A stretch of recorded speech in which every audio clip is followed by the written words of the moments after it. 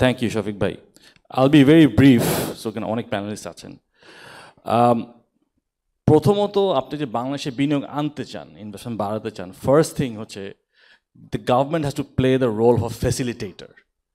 আমরা এখানে বাংলাদেশে দেখি ওভার রেগুলেশন দেখি, এখান থেকে আমাদের বেরিয়ে আসতে হবে। This the first step. And এখানে অনেকে ডিরেগুলেশনের কথা বলছে। আপনার বিএনপি যে ইনভেস্টমেন্ট পজিশন পেপারটা আমরা লঞ্চ করছি কয়েক মাসের আগে, আমি কিন্তু ওখানে মাস ডিরেগুলেশনের কথা বারবার বলছি, because that's the way out. এখন if the government has to play the role of facilitator, তখন আপনার কিন্তু পুরো ইনভেস্টমেন্ট ইকোসিস্টেমটাকে আপনার আমাদের এখন রিথিঙ্ক করতে হবে, ইকোনমিক মডেলটাকে রিথিঙ্ক করতে হবে। So what do we do? So first thing we need, যে নতুন একটা মডেলের কথা অনেকে বলছেন এখানে, first thing we need to do is আমাদেরকে একটা ডেট বেস ইকোনমি থেকে বের হয়ে একটা ইনভেস্টমেন্ট বেস ইকোনমির দিকে আসতে হবে। সো গত 15 বছর আমরা কি দেখেছি? দেয়ার ওয়াজ এ গভর্নমেন্ট যে বারবার was borrowing money and was printing money, and that's why আমরা একটা ফলস গ্রোথের পার্সপেক্টিভ পেয়েছি, and it was jobless growth. It was not sustainable clearly.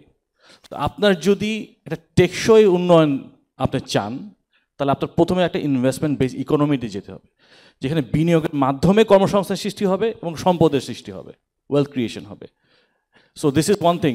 এই অ্যাপ্রোচটাকে আমাদের, এই প্যারাডাইম শিফটটা আমাদের আসতে হবে সবার আগে। তারপর হচ্ছে গিয়ে আমাদের বেসিক্যালি বাংলাদেশে, আমি নিজে একজন প্রাইভেট সেক্টর মানুষ, so I am wearing two hats here today. আমি রাজনীতির সাথে সম্পৃক্ত এবং ব্যবসার সাথে সম্পৃক্ত। সো আমার পার্সোনাল এক্সপিরিয়েন্সেসগুলো কি, বাংলাদেশে বিনিয়োগ যারা করতে আসেন, ডোমেস্টিক ইনভেস্টার বলেন, যারা বাইরে থেকে আসেন, তারা কী চান? সবাই একটা টাইম বাউন্ড এক্সপিরিয়েন্স চান। সবাই 5-6 মাস 7 মাস ধরে সরকারি অফিসে গিয়ে ঘুরতে চান না।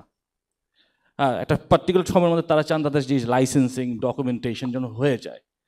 1, 2 হচ্ছে সবাই চান হচ্ছে গিয়ে একটা কি বলবো, ওয়ান স্টপ সার্ভিস, যেখানে গিয়ে সেটা মোটামুটি সব সুযোগগুলো তারা পান। থার্ড হলো আপনার দেখবেন যে রেগুলার যেটা হয় আপনার বেশিরভাগ ইনভেস্টমেন্ট ফান্ড রিপ্যাট্রিয়েশনের তাদের মধ্যে একটা ভীতি কাজ করে, যে আমি বাংলাদেশে বিনিয়োগ করব, আমি টাকাটা কেমন করে ফেরত নেব। হ্যাঁ, সো আপনার ইভেনচুয়ালি যেটা করতে হবে, আপনাকে এই রেগুলেটরি ফ্রেমওয়ার্কটাকে স্ট্রিমলাইন করতে হবে। সো আপনার রেড টেপিজমকে যদি না কমাতে পারেন, ব্যুরোক্রেটিক আপনার না কমিয়ে আনতে পারেন, তাহলে কিন্তু আপনি বিনিয়োগ বাংলাদেশে আনতে পারবেন না। সো এই জিনিসগুলোকে আমাদের একটু মাথায় রাখতে হবে। সো আরেকটা জিনিস হলো, ধরেন বিনিয়োগকারী যখন বাংলাদেশে আসে, অবকাঠামো ইনফ্রাস্ট্রাকচার অনেক ইস্যুস থাকে, এগুলোকে আপনার সামহাও দি আদার আপনার এগুলোকে প্ল্যাকেট করতে হবে। সো আপনার প্রথমত যে আইডেন্টিফাই করতে হবে যে বিনিয়োগ যারা করতে আসে তারা কী চাচ্ছেন। হ্যাঁ, সো এই জিনিসগুলোকে যদি আপনি আমি রেগুলেট না করে আনি, স্ট্রিমলাইন না করে আনি, তাহলে যেটা হবে কি, বিনিয়োগের জন্য আসবে অনেকেই, কিন্তু ইভেনচুয়ালি স্থায়ী কোনো বিনিয়োগ হবে না। যেমন বিডাকে আপনার একটা লিগালি বাইন্ডিং এজেন্সি করতে হবে। তো সবাই আমি অনেক ইনভেস্টার, ফরেন ইনভেস্টারের কথা বলে, তারা বিদেশে যায়, আসার পরে দেখে যে বিভিন্ন অর্গানাইজেশন তাদের দৌড়াদৌড়ি করতে হয় একটা অফিস থেকে একটা অফিসে, বলে যে তো এই ক্ষেত্রে যেটা বিডা কোনো সহযোগিতা তারা করতে পারে না। সো এই 5-6 মাস তাদের সময়টা নষ্ট হয়ে যায়।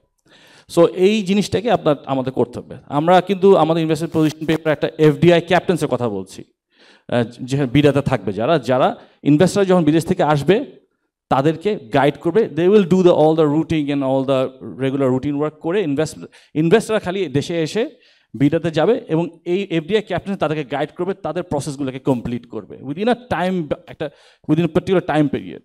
কারণ এখানে আপনার কেউ কিন্তু একটা ইনডেফিনিট পিরিয়ড অফ টাইমে বাংলাদেশে গিয়ে সেই ইনভেস্টমেন্ট কেউ করতে চাইবেন না, তাদের একটা বেশি টাইম বাউন্ড এক্সপিরিয়েন্স দরকার। সো এই জিনিসগুলো আমাদের আই থিঙ্ক লক্ষ্য রাখা দরকার। আর একটা হলো সেক্টরাল ডাইভার্সিফিকেশন। আমাদের definitely we need sectoral diversification. আমরা যখন আরএমজি এবং রেমিটেন্সেস উপরে যে আমাদের নির্ভরশীলতা কমিয়ে আনতে হবে, সেটা কমাতে হলে কিন্তু আপনার নতুন সেক্টরগুলোকে উন্মোচন করতে হবে। But at the same time the challenge is আপনার কি নেসেসারি স্কিল সেট আছে এই সেক্টরগুলোকে প্রোভাইড করার জন্য। কাজে আপনার স্কিল ডেভেলপমেন্ট অ্যান্ড আপনার sectoral diversification has to go parallel ইয়েতে। সো স্কিল সেটগুলো যখন ডেভেলপ করেন, তখন আপনার ওই সেক্টরের জন্য যখন আপনার দক্ষ কি বলবো, দক্ষ যারা কাজ করবেন তাদেরকে যখন আপনি রেডি করতে পারেন, তাহলে আপনি ওদেরকে ওখানে আপনাদেরকে প্রোভাইড করতে পারবেন। সো এই দুটো জিনিস কিন্তু প্যারালালি চলতে হবে। সো সেক্টরাল ডাইভার্সিফিকেশনের কথা আছে, প্রোডাক্ট ডাইভার্সিফিকেশনের কথা আছে, this is absolutely essential. So আমার মনে হয় যে এই কিছু জিনিস যদি আমরা নজর রাখি, আই থিঙ্ক দেন আমরা একটা ইনভেস্টমেন্ট ফ্রেন্ডলি ইকোসিস্টেম, একটা বিজনেস ফ্রেন্ডলি ইকোসিস্টেম ডেভেলপ করতে হবে। আরেকটা কথা আমরা বারবার বলছি, we are talking about economic democratisation. আমরা বারবার পলিটিক্যাল ডেমোক্রেসির কথা বলি, বাট আপনার ইকোনমিতে কিন্তু ডেমোক্রেসি দরকার, কারণ আমরা গত 15 বছর একটা অলিগার্কিক সিস্টেমে ফেরত যেতে চাই না। So I need an economic system আর এমন ডেমোক্রেসি ইন ইকোনমি যে সকলের সমান সুযোগ থাকবে, কোনো বৈষম্য থাকবে না, যারা যারা যারা স্বাচ্ছন্দ্যে ব্যবসা করতে পারবে, সে মিডিয়াম বিজনেস হোক, স্মল বিজনেস হোক, অর স্মল মিডিয়াম বিজনেস হোক, লার্জ বিজনেস হোক, there has to be an equal opportunity for all. ওই সিস্টেমটাকে আপনার ডেভেলপ করতে হবে।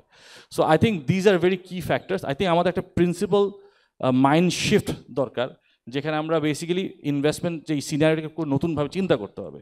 সো আমি এতটুকু বলবো, I will not take too much time because there is more people to speak here. So thank you.